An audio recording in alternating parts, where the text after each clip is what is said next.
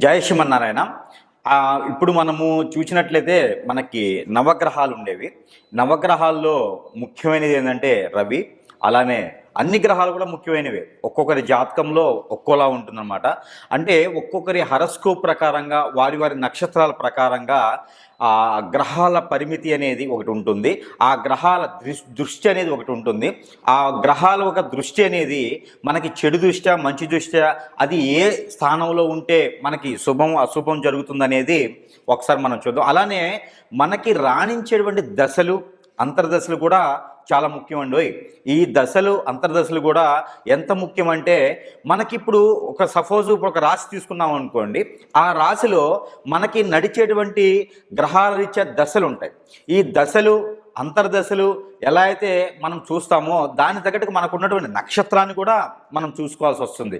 ఈ నక్షత్రము, ఈ దశ, అంతర్దశ ఇవన్నీ చూసుకోవడం వల్లనే మనము చేయాల్సినటువంటి పనులు కావచ్చు, కార్యాచరణ కావచ్చు, అలానే జాబ్ పర్పస్ కావచ్చు, ఇలాంటి చాలా ఒకటి కూడా మనకి సంబంధాలు కానీ, పెళ్ళిళ్ళు కానీ, గృహయోగం కానీ ఇలాంటివన్నీ కూడా మనకి ఈ గ్రహాల రీత్యా మనకి తెలుసుకునేదానికి ఆస్కారం ఉంటుందన్నమాట. అయితే ముఖ్యంగా ఇందులో ద్వాదశ రాశుల్లో ముఖ్యమైనటువంటిది ఏంటంటే మొదటి రాశి మేషరాశి. ఈ మేషరాశి వాళ్ళకి ముఖ్యంగా మనకి ఏంటంటే గ్రహాలన్నీ 9 గ్రహాల్లోనూ ఛాయాగ్రహాలు 2 ఇవన్నీ కూడా కలుపుకున్న 11 గ్రహాల్లో మనం తీసుకునేటువంటి హిందూ ధర్మ ప్రకారంగా, హిందూ ఒక సాంప్రదాయ ప్రకారంగా, హిందూ నైమితిక ప్రకారంగా తీసుకునేది మనకేంటంటే 9 గ్రహాలు తీసుకుంటాం అనమాట. దాంట్లో ముఖ్యమైనది రవి. అలానే అన్ని గ్రహాల కల్లా ఇంకా ముఖ్యమైనది శని భగవానుడు. ప్రతి ఒక్క జీవితంలో కూడా ఈ శని భగవానుడి యొక్క కృప వల్ల కావచ్చు, అశుభ దృష్టి వల్ల కావచ్చు, మనిషి జీవితం అనేది ఆధారపడి ఉంటుంది.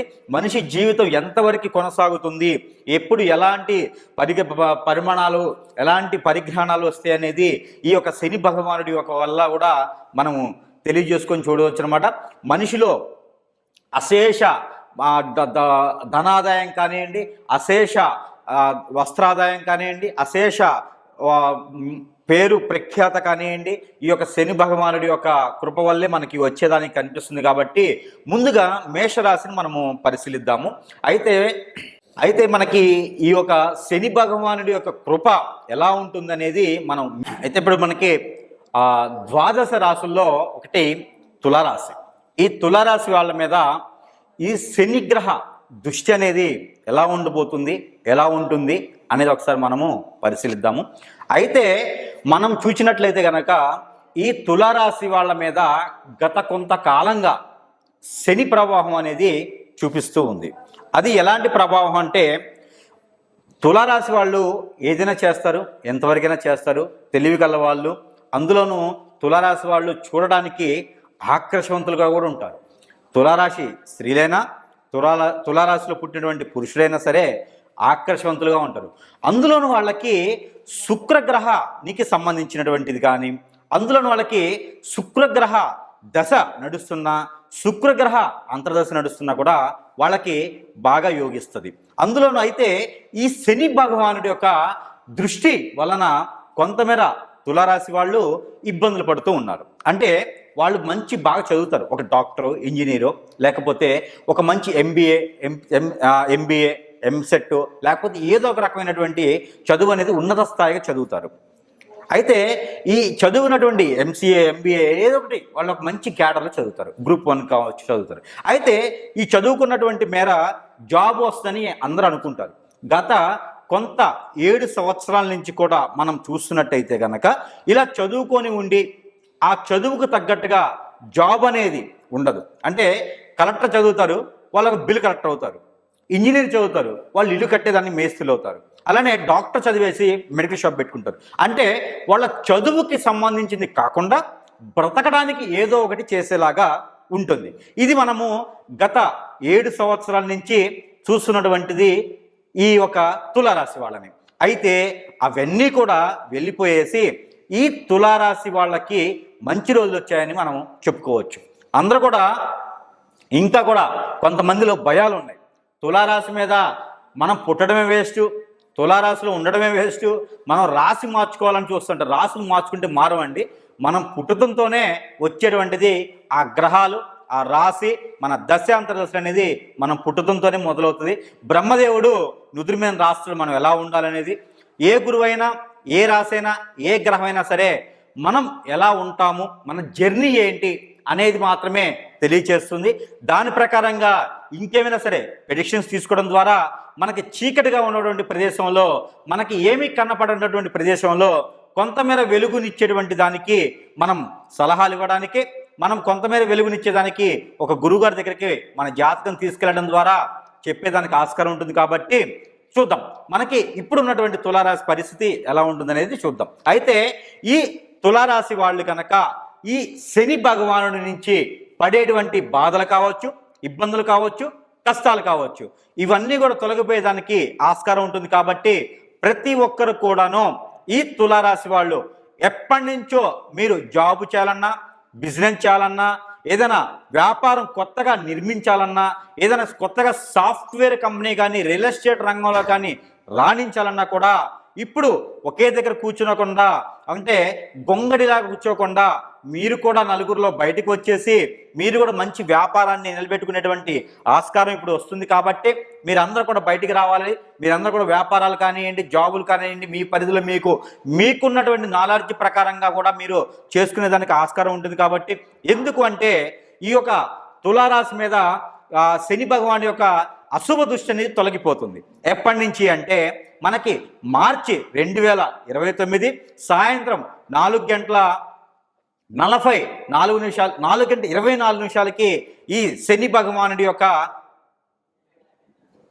ఈ శని భగవానుడి యొక్క అశుభ దృష్టి అనేది తొలగిపోయేసి మంచి శుభదాయకంగా ఉండేదానికి ఆస్కారం ఉంటుంది. కాబట్టి ప్రతి ఒక్క తులారాశి పురుషులు కానివ్వండి, తులారాశి స్త్రీలు కానివ్వండి, వీళ్ళందరూ కూడా మంచి శుభదాయకం ఉంటుంది. కాబట్టి కుటుంబ కలహాలతో ఎవరైనా సరే ఇబ్బంది పడుతున్నా, భార్యాభర్తల మధ్యన ఎవరైనా విభేదాల్లో ఉన్నా, ఎవరైనా సరే తులారాశి వాళ్ళకి ఇట్లా ఉంటే కూడా మీ అందరికీ కూడా మంచి జరిగేదానికి అవకాశం ఉంటుంది. కాబట్టి ప్రతి ఒక్కరు కూడా తులారాశి పురుషుడైనా, తులారాశి స్త్రీ అయినా సరే పెళ్లి సంబంధాలు కుదిరేదానికి కూడా అవకాశం ఉంటుంది. కాబట్టి ఎప్పటి నుంచో మీకు తులారాశి వాళ్ళు రెండో సంబంధం చేసుకోవాలనే ఆలోచన ఉన్నా కూడా మెరుగుపడుతుంది. కాబట్టి తులారాశిలో ఉన్నటువంటి చిన్నపిల్లలు ఎవరైనా చదువుకునే వాళ్ళు ఉన్నా, తులారాశిలో ఉన్నటువంటి పసిపిల్లలకి హార్మోన్ ఇంబ్యాలెన్స్ ప్రాబ్లమ్స్తో ఉన్నా, ఆరోగ్య సమస్యలతో ఇబ్బంది పడుతున్నా, పెద్దవాళ్ళు ఎవరైనా మోకాళ్ళ నొప్పులు, ఆస్తమా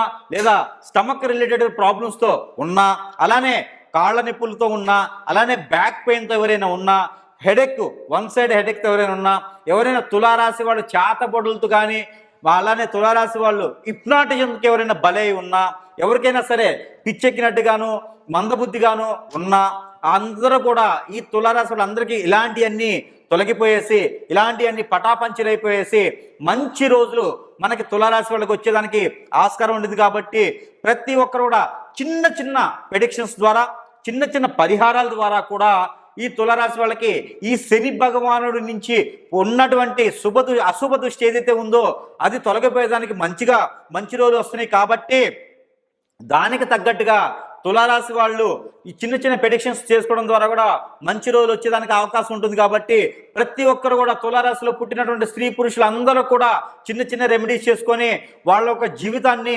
సుసంపన్నంగా చేసుకోవాలని నేను కోరుకుంటా ఉన్నాను. అయితే ఈ తులారాశిలో విదేశాలకు ఎవరైనా ప్రయత్నం చేస్తే కూడా ప్రయత్నాలు చేయండి, మంచిగా ఫలించేదానికి అవకాశం ఎక్కువగా కనిపిస్తూ ఉంది. కాబట్టి కోర్టు వ్యవహారాల్లో ఎవరైనా సరే ఇబ్బంది పడుతున్నారా, మీరందరూ కూడా వెసులుబాటు కనిపించేదానికి ఆస్కారం ఉంటుందండి. చెక్కులు కానివ్వండి, ఈ చెక్కులు కాకుండా అలానే మనకి 420 కేసెస్ కానివ్వండి, అలానే కనుక మీకు ఇంకేదైనా విడాకులకు సంబంధించినటువంటి కేసులు కానివ్వండి, కోర్టులో కనుక ఇంకా ఉన్నాయంటే కనుక అవన్నీ కూడా మీకు తొలగిపోయేదానికి ఆస్కారం ఎక్కువ కనిపిస్తూ ఉంది. కాకపోతే ఇవన్నీ కూడా మీకు మార్చి 29 తర్వాత మాత్రం 2025 మార్చి 29 తర్వాత మాత్రమే మీకు అనుకూలించేలా కనిపిస్తుంది. కాబట్టి మీరు ప్రయత్నాలు చేయండి. అయితే కొత్తగా తులారాశిలో ఉన్న వాళ్ళు ఎవరైనా సరే ఆఫీసెస్ కానీ, ఇన్స్టిట్యూట్స్ కానీ, లేకపోతే బుక్ స్టాల్స్ కానీ, విద్యాబుద్ధులు నేర్పించేటువంటి ఉపన్యాసాలు చెప్పేటువంటి కళాశాలలు కానివ్వండి, అలాంటి ఇంజనీరింగ్ కళాశాలలు కానివ్వండి, కన్స్ట్రక్షన్ రంగాల్లో వాళ్ళు కానివ్వండి, అలానే రియల్ ఎస్టేట్ రంగాల్లో వాళ్ళు కానివ్వండి, ఎవరైనా సరే సినిమా రంగాల్లో ఉన్నటువంటి వాళ్ళు తులారాశి వాళ్ళు ఎవరైనా ఉంటే కూడా వాళ్ళందరికీ కూడా వెసులుబాటు దొరికేదానికి ఆస్కారం ఉంటుంది. కాబట్టి ప్రతి ఒక్క తులారాశిలో ఉన్నటువంటి స్త్రీ పురుషులందరూ కూడా ఈ చిన్నపాటి రెమెడీ చేసుకుని జీవిత కాలం కూడా ప్రతిసారి కూడా మన జాతకాన్ని ప్రతినిత్యము మనం టీవీలో చూసుకోవాలి, యూట్యూబ్లో చూసుకోవాలి, గురువుగారికి చూపించాలి అనేది అవసరం లేదు. ప్రతి నిత్యం కూడా నేను చెప్పేటువంటి తులారాశి వాళ్ళకి చిన్న చిన్న రెమెడీస్ చెప్పుకోవడం ద్వారా కూడా, చిన్న చిన్న రెమెడీస్ పరిహారాలు చేసుకోవడం ద్వారా కూడా జీవితం సుసంపన్నంగా సాగిపోతుంది. కాబట్టి ఆ చిన్న చిన్న రెమెడీస్ ఏంటనేది మనం ఇప్పుడు చూద్దాము. అయితే ఈ తులారాశి వాళ్ళు గనక ప్రతి నిత్యము కూడా ఆ సూర్య భగవానుడికి గనక ఆజ్ఞ వదిలినైతే కనుక, ఏదైతే ఆజ్ఞ అంటానో అది ఎలా చేయాలంటే, మనము ఉదయాన్నే నిద్రలేచేసి అలానే స్నానం ఆచరించేసి కలగుచ దీక్షం స్నానం ఆచరించిన తర్వాత ఒక రాగి చెమ్ము కానివ్వండి, రాగి గ్లాస్ కానివ్వండి, ఇందులో మనము నీటిని తీసుకొని కనుక, ఈ మధ్యన మనకి వాటర్ బాటిల్ కూడా రాగిది వస్తుంది సుమి, అయితే మనకి రాగి వస్తువు అయితే చాలు. ఎవరైనా సరే రాగి వస్తువు మీ ఇంట్లో లేదా వాళ్ళు ఏం చేస్తారంటే, మనకి కరెంటు తీగలో రాగి తీగలు వస్తాయి. అలాంటి రాగి తీగ అయినా, లేకపోతే రాగి వాచరైనా, రాగి నాణ్యమైనా ఏదైనా సరే, ఈ రాగి లోహానికి సంబంధించినటువంటిది ఏదైతే ఉందో, ఈ రాగి దాంట్లో గనక నీటిని పోసి ఆ నీటితో సహా మనము ఎండు మిరపకాయలో ఉన్నటువంటి గింజలు ఏవైతే ఉంటాయో ఆ గింజల్లో 7 గింజలు తీసుకొని కనుక మనము ఈ కుడి చేతిలో ఈ మిరపకాయలో, ఎండి మిరపకాయలో వచ్చినటువంటి 7 గింజల్ని పెట్టుకొని, అలానే మనకి ఈ రావి చెమ్ములో ఉన్నటువంటి నీటిని కనుక ఉదయించేటువంటి సూర్యునికి కనుక మనము ఆజ్ఞ ఇచ్చినట్టయితే కనుక, ఈ సూర్య భగవానుడికి నమస్కారం చేసుకొని మనము సూర్య భగవానుడికి ఉదయించేటువంటి సూర్యునికి, అంటే మనము ఏ రోజు మీరు చేసినప్పటికీ కూడాను మనము ఉదయం ఉంచే సూర్యుడు 7:20 లోపు కనుక మనం చేసినట్టయితే కనుక, ఆ సూర్య భగవాను నుంచి వచ్చేటువంటి విటమిన్ డి ఆ కిరణాలు ఏవైతే ఉంటాయో అవి సుసంపన్నంగా మన మీదకి వచ్చి మనకి ఉన్నటువంటి హెల్త్ ఇష్యూస్ అన్నీ కూడా తొలగిపోయేలాగా, మనకున్నటువంటి ఆరోగ్యరీత్యా కూడా బాగుండి, మనకున్నటువంటి ఆర్థిక సమస్యలు కూడా తొలగిపోయేందుకు ఆస్కారం ఉంటుంది. ఎవరైనా కొత్తగా జాబ్ కావాలనుకున్నటువంటి తులారాశులు కూడా ఈ రెమెడీ చేయొచ్చండి. ప్రతి ఒక్క తులారాశి వాళ్ళు కనుక ఆ రవికి, ఉదయించే రవి కనుక మీరు నీళ్లు ఆజ్ఞ పోసినట్టయితే కనుక, మీ ఇంట్లో ఉన్నటువంటి దుఃఖాలన్నీ పోయేసి కేవలం సుఖాలు మాత్రమే ఉండేదానికి ఆస్కారం ఉంటుంది. ఎవరైనా తులారాశి వాళ్ళు భార్యాభర్తల మధ్యన వెడబాటు దూరంలో ఉన్న, పిల్లలకి పెద్దలకి ఎడబాటు దూరంలో ఉన్నా కూడా ఇంట్లో పెద్దవాళ్ళు చేయొచ్చు, పిల్లలు కూడా చేయొచ్చు. 5 సంవత్సరాలు దాటినటువంటి ప్రతి పిల్లలు కూడా ఇది చేసేటువంటి ఆస్కారం ఉంటుంది. ఎంత పెద్దవాళ్ళైనప్పటికీ ఇది చేయొచ్చండి. ఇంతకన్నా పెద్దగా చేసేటువంటి అవసరం కానీ తులారాశి వాళ్ళకి లేదు. మీరు ఏదైనా టెంపుల్కి వెళ్ళినప్పుడైతే కనుక ఎర్రని పళ్ళు, ఏదైనా దానిమ్మకాయ కానివ్వండి, అలాంటి ఎర్రని ఫ్రూట్ ఏదైనా ఉంటే ఈ మధ్యన ఖర్జూర కానివ్వండి, ఇవన్నీ కూడా మనకి అక్కడ నైవేద్య రూపంగా కనుక మీరు పెట్టినట్టయితే మరీ మంచి ప్రయోజనం కలుగుతుంది. అలానే తులారాశి వాళ్ళు చక్కెర పొంగల్ కానీ, బెల్లంతో చేసినటువంటి పరమాన్నం కానీ కనుక ఏదైనా స్వామివారికి నైవేద్యం సమర్పించినా కూడా మీకు ఆ శని భగవాన్ యొక్క మంచి శుభదృష్టి అనేది ఉంటుంది. కాబట్టి ఈ తులారాశి వాళ్ళందరూ కూడా ప్రయత్నాలు చేయండి. ఈ చిన్న చిన్న రెమెడీస్ చేసుకోవడం వల్ల తులారాశి వాళ్ళకి అష్టైశ్వర్య ప్రాప్తి కలుగుతుందని నేను నమ్ముతా ఉన్నాను. అలానే ఎర్రని మొలతాడు దారం ఉంటుందండి. ఈ ఎర్రని మొలతాడు దారం తీసుకుని వెళ్ళేసి మీరందరూ కూడా ఆ ఒక శని భగవానుడి దగ్గర ఉంచినట్టయితే ఆ శని భగవానుడి యొక్క కృపా కటాక్షాలు మీ మీద మంచి దృష్టికి చూపిస్తాయండి. ఇది మీకు లాంగ్ టైం చేసుకున్నటువంటి రెమెడీస్ కాబట్టి ఎప్పుడు ఏ గ్రహాలు ఎటు మారినా కూడా ఈ రెమెడీస్ అనేది తులారాశి వాళ్ళు తప్పకుండా చేయండి. అలానే వారంలో ఒక్కరోజైనా సరే హనుమాన్ మందిరంలో మీరు కనుక దీపారాధన, మట్టి ప్రమిదిలో 2 ఒత్తులేసి ఆవు నెయ్యితో కనుక మీరు దీపారాధన చేసినట్టయితే కనుక ఇవన్నీ కూడా మీకు అష్టైశ్వర్యాలు కలిగేదానికి ఆస్కారం ఉంటుంది. ప్రతి ఒక్కరు కూడా నేను చెప్పినటువంటి రెమెడీస్లో ఏ ఒక్కటి మీరు చేసినా కూడా మీకు జీవితం మంచిగా మారేదానికి ఆస్కారం ఉంటుంది. కాబట్టి ప్రతి ఒక్కరూ మీరు ఈ ప్రయత్నాలు చేసుకొని మీరింట్లో అందరూ కూడా బాగుండాలని నేను కోరుకుంటా ఉన్నాను. జై శ్రీమన్నారాయణ.